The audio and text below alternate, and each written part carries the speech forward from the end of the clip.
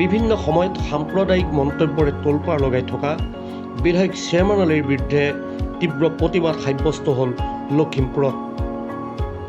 সোমবাৰৰ দিনটোত জিলাখনৰ বগী নদীৰ ৰাজপথত জ্বলিল বিধায়ক শ্যামল আলীৰ পুত্তলিকা। হিন্দু যুৱ ছাত্ৰ পৰিষদৰ লখিমপুৰ জিলা সমিতিয়ে বিধায়কগৰাকীৰ বিৰুদ্ধে তীব্ৰ প্ৰতিবাদ সাব্যস্ত কৰি দাহ কৰিলে বিধায়কগৰাকীৰ পুত্তলিকা। শেহতীয়াকৈ বিধায়ক শ্যামল আলীয়ে মাজুলীৰ দক্ষিণপাট সত্ৰৰ সত্ৰাধিকাৰ জনাৰ্দন দেৱগোস্বামীৰ ওপৰত দিছিল বিৰূপ মন্তব্য, আৰু সেই বিৰূপ মন্তব্যৰ পিছতে এতিয়া বিধায়কগৰাকীৰ বিৰুদ্ধে জাঙুৰ খাই উঠিছে হিন্দু যুৱ ছাত্ৰ পৰিষদ।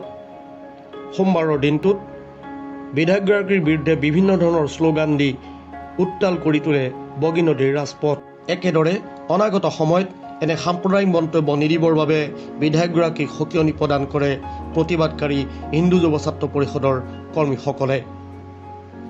আমাৰ বৰ্তমানলৈকে সংবিধান যেহেতুকে ধৰ্ম নিৰপেক্ষ ৰাষ্ট্ৰ হিসেবে আমি কাকো কোনো এটা হেৰিয়কে আমি কিন্তু বিদ্যাচৰণ কৰা নাই। আমি জাহাদক বিদ্যাচৰণ কৰোঁ, আমি ইছলামক বিদ্যাচৰণ নকৰোঁ, আমি খ্ৰীষ্টানক ডাইৰেক্ট বিদ্যাচৰণ কৰোঁ। তেখেতলোকে কৰা জাহাদ কৰ্মক আমি বিৰোধিতা কৰোঁ। গতিকে এই জাহাদ থাকিব লাগে, জাহাদ সম্পূৰ্ণ কৰিব লাগে।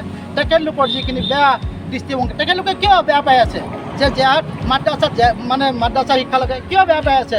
আজি হিমন্ত বিশ্ব শৰ্মা মুখ্যমন্ত্ৰীয়ে কৈ আছে যে ইয়াৰ পৰা ডক্টৰ ইঞ্জিনিয়াৰ বনিব লাগে।